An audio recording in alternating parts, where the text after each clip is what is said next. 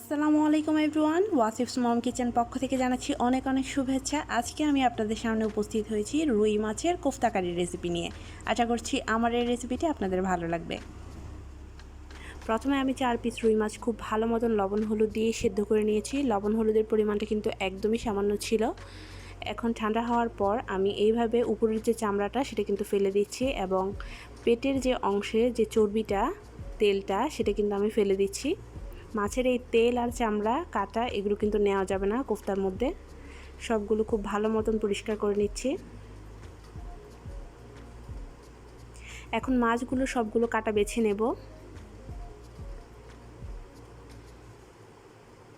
খুব ভালো মতন আমি কাটাগুলো বেছে নিয়েছি, দেখতে পাচ্ছেন তেলের অংশ আর কাটাগুলো সব ছাড়িয়ে নিয়েছি। দিয়ে দিচ্ছি পেঁয়াজ কুচি হাফ কাপ পরিমাণ, তার সাথে দিচ্ছি কাঁচামরিচ 2 টেবিল চামচ পরিমাণ, ধনিয়া পাতা 2 টেবিল চামচ পরিমাণ,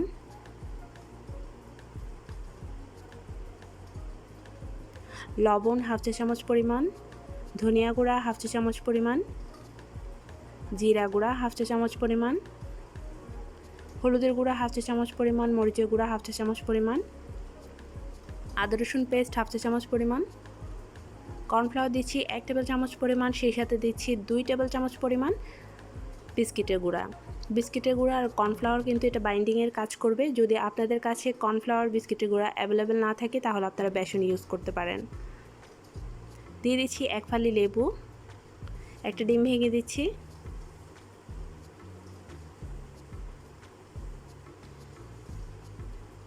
এবার সব কিছু একসাথে হাত দিয়ে এভাবে মাখিয়ে নিচ্ছি। খুব ভালো মতন মাখিয়ে নেবেন, এতে করে কোফতার যে শেপটা দেয়া সেটা কিন্তু খুব সুন্দর হবে।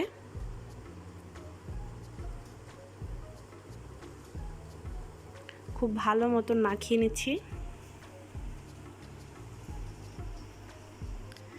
এইবার হাতের সাহায্যে এরকম করে গোল গোল করে কোফতা শেপ দিয়ে নিতে পারেন। আমি আপনাদেরকে এই পদ্ধতিতে 2টা করে দেখাচ্ছি। কিংবা আপনারা এইভাবে আমি যেমনটা করে থাকি সচরাচর এরকম কোফতা এরকম চ্যাপটা করে দিতে পারেন, এটাও কিন্তু সুন্দর লাগে। কিংবা আপনারা চমচমের মতো করে লম্বা করেও দিতে পারেন, যার যেমনটা খুশি সে তেমনটাই দিতে পারেন। সবগুলো কোফতা আমার রেডি হয়ে গিয়েছে। এখন এগুলো আমি তেলে ভেজে নেব। চুলায় একটা ফ্রাইং প্যান বসিয়ে পর্যাপ্ত পরিমাণ তেল দিয়ে আমি গরম করে নিয়েছি। এখন একে একে সবগুলো কোফতা আমি দিয়ে দিব। এমন না যে আপনাদেরকে ডুবো তেলে কোফতাগুলো ভাজতে হবে, আপনারা আপনাদের পরিমাণ মতো তেল দিয়ে সেটা ভেজে নিতে পারেন।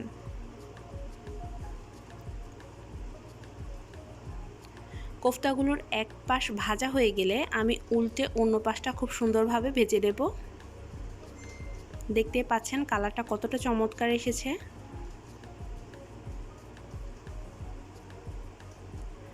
চুলার হিটটা কিন্তু এই পর্যায়ে মিডিয়ামে আছে। আমি লোতে রাখিনি, কারণ লোতে রাখলে অনেক সময় লেগে যাবে, আর যদি হাইতে রাখি তাহলে এগুলো পুড়ে যাবে। এক পাশ হয়ে গিয়েছে, দেখুন অন্য পাশের কালার কতটা সুন্দর এসেছে।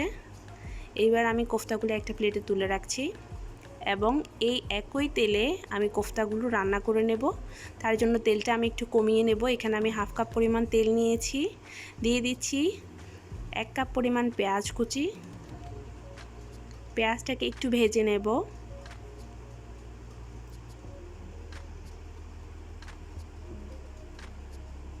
একটু নরম হয়ে এলে আমি এখানে অন্যান্য উপকরণগুলো ইউজ করব। দিয়ে দিচ্ছি ফ্লেভারের জন্য 2 টুকরো করে লবঙ্গ, এলাচ, দারচিনি, একটা তেজপাতা একটু এরকম করে ছিঁড়ে দিয়েছি, এতে করে খুব সুন্দর ফ্লেভার আসবে। টমেটো দিয়ে দিচ্ছি 1 কাপ। টমেটোটা একদম পাতলা স্লাইস করে কেটে নিয়েছি, আপনারা চাইলে এখানে টমেটো পিউরিটা ইউজ করতে পারেন। একটু নরম হয়ে এলে এখানে দিয়ে দিচ্ছি আদা রসুন বাটা 1 টেবিল চামচ পরিমাণ। আপনারা চাইলে 1 চা চামচ আদা বাটা, 1 চা চামচ রসুন বাটা এইভাবে ইউজ করতে পারেন। বাদাম বাটা দিচ্ছি 1 টেবিল চামচ পরিমাণ। ভালোভাবে মিশিয়ে নিচ্ছি। লবণ হাফ চা চামচ পরিমাণ। লবণের পরিমাণটা আপনারা বুঝে দেবেন, যেহেতু আগে একবার ইউজ করা হয়েছে লবণ। এখন আমি টক দই দিয়ে দিচ্ছি 2 টেবিল চামচ পরিমাণ। টক দইটা অবশ্যই দেওয়ার চেষ্টা করবেন। খুব ভালোভাবে নেড়েচেড়ে মিশিয়ে নিচ্ছি। এগুলো যেন পুড়ে না যায় সেজন্য আমি এখানে 2 টেবিল চামচ পরিমাণ পানি ইউজ করব। দিয়ে দিলাম পানিটা। হালকা একটু কষিয়ে নিয়ে আমি অন্যান্য উপকরণগুলো ইউজ করছি। দিয়ে দিচ্ছি জিরা গুঁড়া হাফ চা চামচ, ধনিয়া গুঁড়া হাফ চা চামচ, হলুদের গুঁড়া হাফ চা চামচ, মরিচের গুঁড়া হাফ চা চামচ, চিনি দিচ্ছি হাফ চা চামচ। যেহেতু আমি টক দইটা ইউজ করেছি তাই স্বাদের ব্যালেন্স আনবার জন্য চিনি দিয়ে দিয়েছি। এটা অপশনাল, আপনারা চাইলে দিতে পারেন।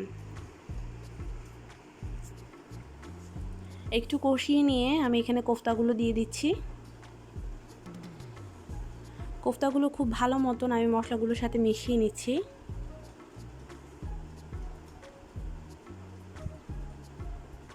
খুব ভালো মতন মিশিয়ে নিচ্ছি, একটু নেড়ে চেড়ে।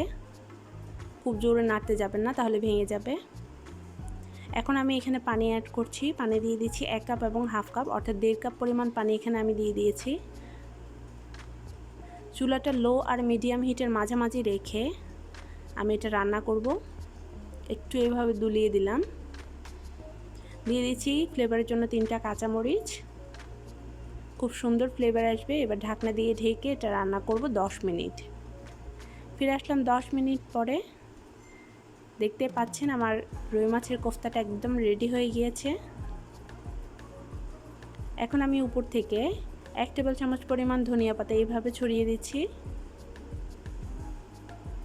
এবার চুলাটা বন্ধ করে পরিবেশন করে নেব।